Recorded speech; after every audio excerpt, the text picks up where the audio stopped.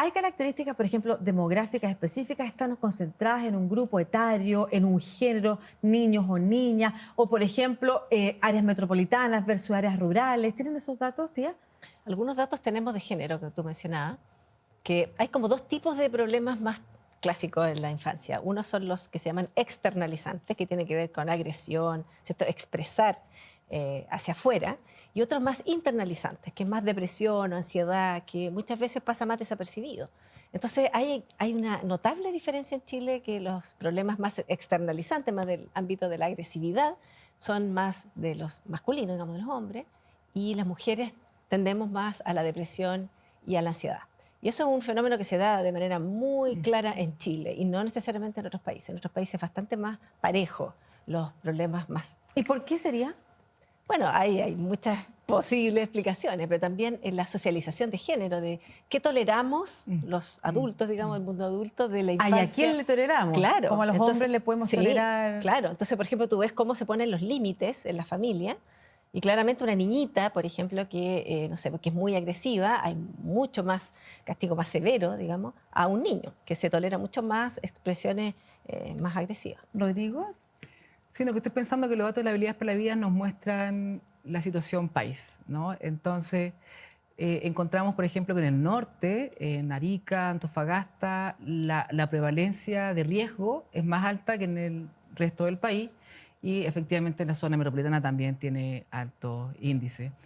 Arica creo que tiene un 30% versus, no sé, el 26% que te contaba yo. Entonces es importante también considerar las condiciones geográficas. Uno puede pensar que está pasando los conflictos que están pasando en el norte con la migración, ¿no? Asociado a esto.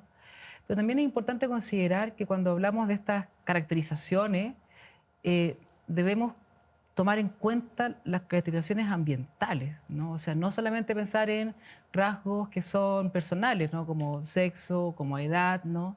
Es muy importante hoy día para avanzar en prevención, considerar los factores de riesgos ambientales, ¿no? ¿cómo cuáles? Por ejemplo, la ambientalización de las escuelas. Las escuelas más verdes tienen menos problemas de salud mental que las escuelas que están, digamos, más deterioradas. Por ejemplo, las escuelas que tienen espacios más amplios tienen menos problemas de salud mental. Por ejemplo, las escuelas donde el clima es más positivo tienen menos problemas de salud mental, ¿no? O Pero sea, extrañamente comentabas que en el norte hay problemas de salud mental superiores a otras zonas del país, entonces ahí el clima no funciona. ¿Eso quiere decir que los contextos sociopolíticos u otros absolutamente. inciden también? Absolutamente, absolutamente. O sea, es súper importante considerar que esto no es como una fórmula, ¿no? No podemos generar una ecuación lineal. Acá son varios factores trabajando a distintos niveles ecológicos. Y el problema que nosotros hemos tenido es que hemos puesto el ojo siempre a nivel individual, ¿no?